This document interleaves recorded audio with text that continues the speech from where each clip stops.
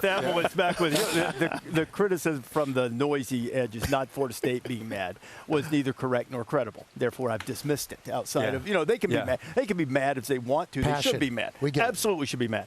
But that's not the only thing facing Florida State right now. But it has given a little fuel here, Pete, to trying to extricate themselves from the ACC. Where they stand right now and in the future as it pertains to that. Well, Reese, I think we're going to shift from the Orange Bowl quickly to the courtrooms here. And for Florida State to leave the ACC, what they really need to do is shed themselves of any legal entanglements. So they obviously have filed in local circuit court in Leon County and Tallahassee. They're essentially suing the ACC. And what the ACC did preemptively before Florida State announced they were going to challenge the grant of rights was they challenged Florida State in Mecklenburg County in North Carolina.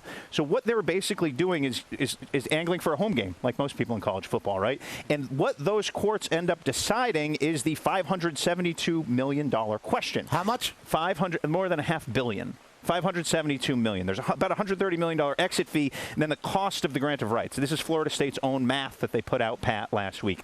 So how that number gets distilled, pushed through the courts, and then potentially can they buy their way out? Do they negotiate their way out with the ACC? They clearly want out. They don't have a destination yet, Reese, where to go, but the thought process is they need to start the process to leave, become clear of any tortious interference, which is the legal term for the Big Ten or the SEC can't come and get them if they're still tied to the ACC. They don't want to look like they were interfering with the contract. What's the word? Tortious interference. Ty, you got that, babe? Yeah. So I just want to ask you this. What are the odds of all that you just described, not that you're reporting, but knowing what you know, do you see this happening? Are they going to be out of the ACC? They are going to leave the ACC at some point. It's their intent. Their president has said it. Their athletic director has said it. At some point, the board has said it. Within it. So it will not be next year. We know that. Couple years? By August 15th of this year, they'd have to declare to leave for 25-26. Okay. So what they're going to do is they did this right now at the end of the year. They have a 6-month legal runway to see how this all looks, to see if the ACC will negotiate some exit settlement with them. They are going to take this 6 months, and then August 15th becomes a crucial date in this, Kirk, because if they declare they're going to leave, then they could potentially exit before then, but it would be foolish to exit. They've said they don't want to be independent without somewhere to go. Where would they go? Where would you be? Well, there's only two places they can go. They can go to the SEC or the Big Ten. The SEC doesn't have a tremendous appetite for them as of right now, but if the Big Ten does have an appetite for them, it becomes a little bit of a game of chicken, Kirk, right? Does the SEC want the Big Ten planting a flag in the South where they aren't? Right. Now, remember, the Big Ten is on the West right now. We're going towards these mega conferences, and so Florida State becomes a crucial chess piece along with Carolina. How much did you say it was again? $572 million? So the exit fee is $130 million. Yeah, and total number. They have 12 years left, and the estimated media value for that 12 years left creates the delta there to get to the number. And that's what Florida State has estimated in court documents that they're going to file, that it will cost them to leave. $572 million. Okay, so if you were to just take that money and put it into your NIL collective, you could, create a monster, especially in the modern era of college football. Where are they getting this money from? How are they doing this money? And who would be getting the money? Just the ACC would be getting $572 million? So we've reported that they've engaged private equity. So there's two factors here. One is they would have to pay some significant amount of money. Yes. And then they would obviously have to pay the private equity company back, Pat.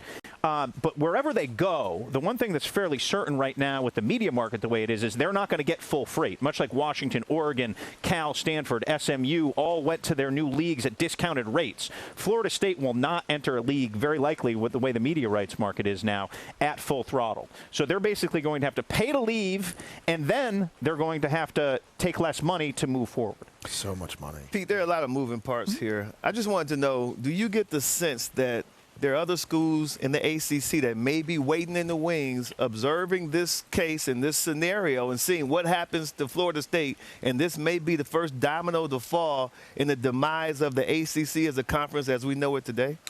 Des, it's a great question. So Clemson has not been as outspoken as Florida State, but they have done just as much due diligence. They would be expected to make a similar move next, perhaps in the upcoming months. Now, they have a free trial balloon here. Hey, you two take it to court. Right. Yeah, We'll just sit back quietly and run down our hill, and we'll let you be the stalking horse in all this.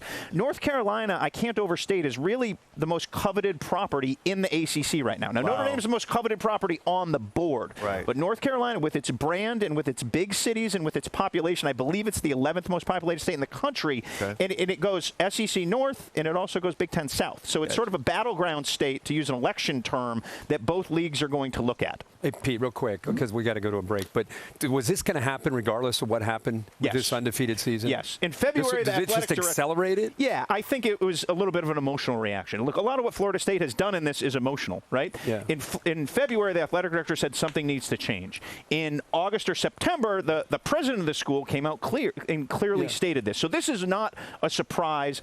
I think the timeline may have been expedited slightly because of what happened, but I do think it was inevitable. It was inevitable. Financially, they have found it untenable to move forward. If Florida is making $60 to $70 million, they can't be making $30 to $40. That's ultimately the math that they distilled. Okay. You look fantastic. I'm getting emotional watching you up here. Look at you commanding the stage. You know what I mean? Command the stage. 6'7". You look good. He is 6'7".